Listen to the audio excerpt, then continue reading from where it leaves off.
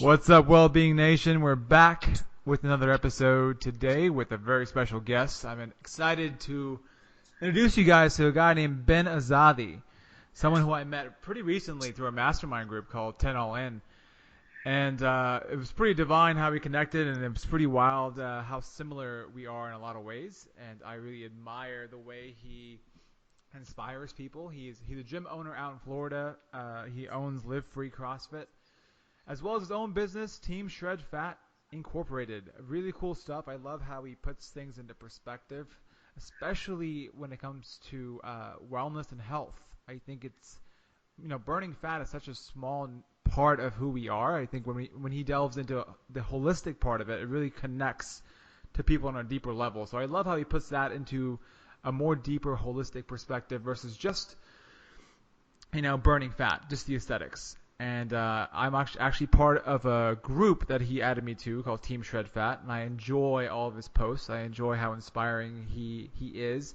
He reads a ton of books, like a crap ton of books, and that's pretty cool too. I love the fact that he can continually expose himself to new ideas and bring those ideas in a way, in a very cool way. He remixes his own ideas, brings it into someone's perspective, and is like, boom, this is how I see it, this is how I perceive it, and see what you can glean from it, and share with me what you can glean from what I'm sharing with you. So I think it's really cool. I love having him on the show. What's up, man? What's up, Sumer? Thank you so much for that introduction, man. I'm happy to be here, and yeah, like you said, we have a lot in common, so I'm excited to talk about those things today. Awesome. So I'm gonna start off with a really random question. Like, you read a ton of books, like a lot, a lot of books. Yes. And so I think recently I think you read what, 30 books in a month? Was that what it was? No, I was inspired by somebody who read 30 books in 30 days, Okay. and I said, all right, that's pretty inspirational. Let me see what I can do. I'm going to try to do 15 in a month. And I ended up doing 18 in a month, so I read 18 books. So are you able to retain most of the information that you're reading? Yeah. So a lot of these books, one book will conflict with another book, and I could read it back to back, and I kind of have to formulate my own ideas. So what I like to do is kind of get golden nuggets from each book, and so I will have a thesis from one book, an antithesis from another book. I'll get the golden nuggets from each one of those books, and I'll form my synthesis. So Okay. I try not to be too dogmatic about one book or the other. I try to get some good golden nuggets and form my own synthesis, excuse me. So I do retain a lot of the information. I take notes, I highlight it, go back to the books in the future. So if I do forget something, I can just open it up and just read my highlighted notes. I don't have to read the whole book altogether. So it really is like your own remix. Like, you're remixing these ideas into like your own like thing. Yeah, and so I read it like probably 4 or 5 books at a time. Some people say they don't like that because they never finish one book if they do that. For me, I got the idea from this author named James Altucher, and he says you should be reading multiple books at a time. Read 1 hour this book, 1 hour in that book, and you get these ideas formulated in your head, and it's actually ideas having sex is what he called it. So ideas having sex. And that's actually been stated from another author called Stephen Johnson, and he wrote a good book called Where Ideas Come From, Where Good Ideas Come From, and he talks all about that. So it helps you expand your mind. You're not just stuck on one book. And for me, it's beneficial. It works for me. I'm not saying it'll work for everybody, but it works for me. That's really cool. It's kind of like the evolution of man, in essence. Like, each new generation, you're having a synthesis of like an entirely new thought process, an entirely new like way of being. And that's the same thing with ideas. Like, there's no difference between it. There's a guy named actually Jason Silva. I'm not sure if you ever watched his stuff, but he actually alluded to Stephen Johnson, talking about how now they're creating spaces where ideas can have sex, spaces where people can come together and then spread ideas. Like TEDx is a big example. That's like a big orgy of like ideas, right? Yes. So that's awesome. And so how have you felt like this like way of exposing yourself to new ideas has impacted you, your clients, people around you? I find, going back to your first question, how do I retain the information? Do I retain the information? A way that really helps me retain that information, which is related to what you just asked me, is me teaching what I learn to my clients, to the Team Shred Fat group that you had mentioned in my intro. when Yeah. I spread these ideas and I explain what I learn, it helps me personally return that information. So if I teach it, I learn it. If I just read it, and I'm like, oh, that's pretty interesting, and then I just put it aside and I don't share that idea with somebody, I don't write it down in the Facebook group, chances are it's going to be very hard for me to recall that in the future. But when I'm sharing these things with my friends via text, through Team Shredfat, or with my clients on a one-on-one basis, I get to absorb the information more. They get to learn, so it's like a win-win situation. Cool. So are these people that you're sharing the information with, are they pretty open to these kind of ideas? Because sometimes the ideas that at least one would say, I think I'm going to play devil's advocate. Like one would say when you read some of these books, some of the ideas can be esoteric at first. It's like it's something you can't grasp per se from like Yeah. it's not tangible, but it's something that it's out there, it's deep. And are these people like receptive to these kind of ideas? Some Is there a way you? some are receptive. I have some close friends who love this stuff just like me. They love new ideas. They like formulating their own ideas about this. Some are not so much that way. They Yeah. some are scarcity minded and they're like, yeah, that's BS. They're pessimistic. Whatever. I mean, I'm all for the devil's advocate. I'm all for someone disagreeing with me. I like it. I don't want everybody to Yeah. be like, yeah, that's awesome. Yeah, that's the correct way to do it. No, I mean, we shouldn't be that way. Just like I'm trying to learn from these books by developing my own synthesis, the person I'm teaching it to should also have that same philosophy. They should not believe everything I say. Incorporate it into your life. If it works for you, boom, there you go. That's awesome. If it doesn't work for you, then hey, it's not for everybody. But everybody's different. And that goes for diet. That goes for these practical solutions with philosophy, everything. Yeah, I personally am very much the same. I like to go really deep, like balls deep into everything. Every little thing. I almost see like the barbell as the metaphor for life. I see even this whole thing with my gym like being blasted Yeah. recently. Did you talk about as a that already? metaphor. What's What's up? Did you talk about that story in a recent? Not all the way, but by the way, guys, my gym has gotten crashed into by a drunk driver over this past weekend on Saturday at 5:30 a.m. And he got arrested. He's in jail, and he got evicted from the complex as well. And we're currently rebuilding.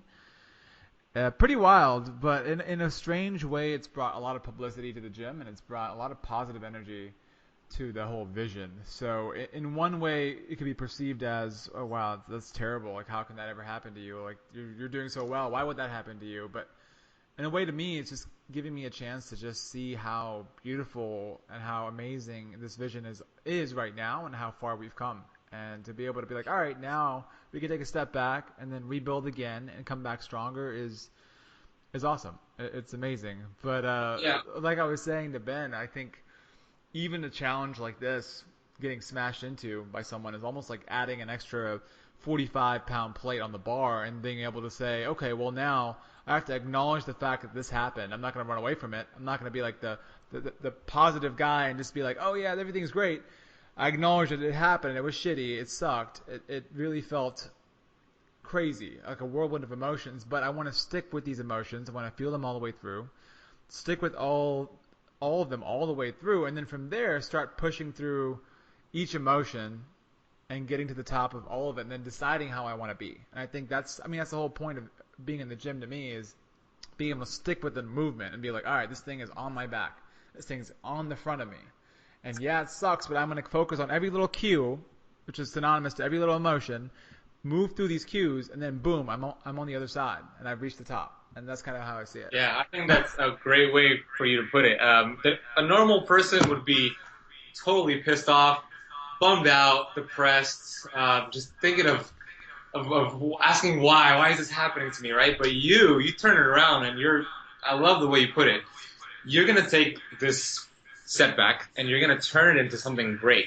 And I have no doubt about that. I mean, I've only known you for a short period of time, but from this short period of time that I've gotten to know you, I see the twinkle in your eye, and I appreciate it, man. And I love the way you look at life. That's awesome, man. I feel the same. And I actually wanted to ask you, like, how did you start the first gym?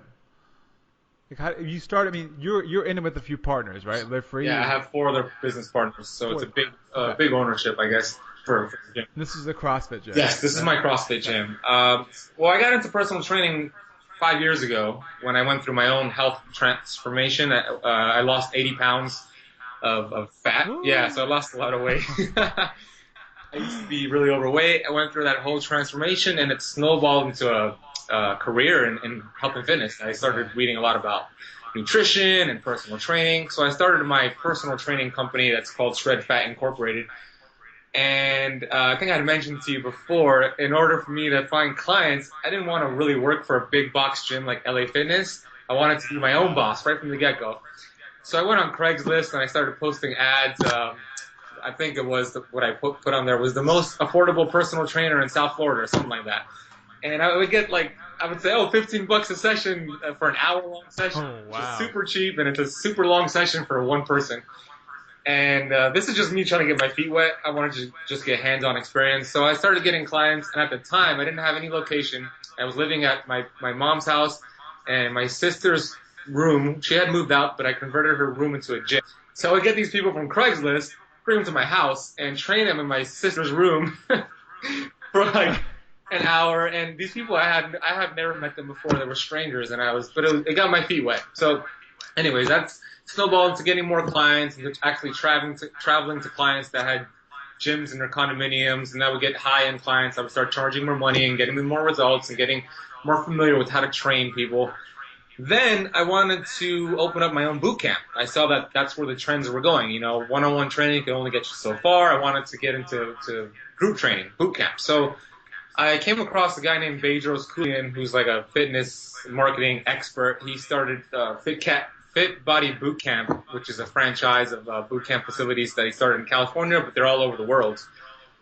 And I started looking into opening up my own Fit Body Boot Camp. One day, I got a phone call from a friend of mine who I grew up with. He said his brother wanted to open up a gym, and he wanted to meet with me as to talk about a partnership. Came at the perfect time because I was looking to open up a gym. I met with his brother. His name was Ali, and Ali said he wanted to open up a CrossFit. See, at that point, I had never done CrossFit. I only heard bad things about CrossFit. I always thought, people get hurt. It's probably not safe. It's not really what I want to get into. That was kind of like a scarcity-minded way to think, but that's the way I was thinking at the time. But I did a lot of research after that meeting, and I got into CrossFit. I bought some Groupons at different CrossFits to join classes and check it out, and I fell in love with it right from the beginning. So took a leap of faith. I met the other business partners. We all came together, and I decided to invest in opening up our own CrossFit. So 7 months after that point, we opened up our doors, and we started Live Free CrossFit. And it's been about almost 2 years now since we opened up our doors, and it's been one of the best decisions I've ever made in my entire life. As you could relate, Samir, I mean, Yeah. it's a place that you look forward to going to every single day. Talking to your members, Yeah. helping your members live a healthier lifestyle, to obtain goals that they never thought they could obtain, just putting them in a different mindset, and it's very fulfilling. So I know that was a long story, but that's how I got started with my CrossFit. That's cool, man. I think that's like entrepreneurship 101 is just taking that leap of faith off the bat. Like you didn't want to waste time like doing a typical like personal trainer route. You're like, you know what? Let's just freaking do it in my sister's Yes, room.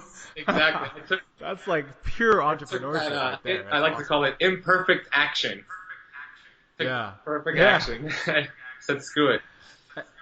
And I think like for me, for example, I come from you know Indian background, and I was raised under the impression that security was the most important. So security in every aspect of life. So don't pursue something that's too dangerous, too risky, because then you're gonna get your ass like slammed, or you're gonna fail hard, and you're gonna be depressed for a long time.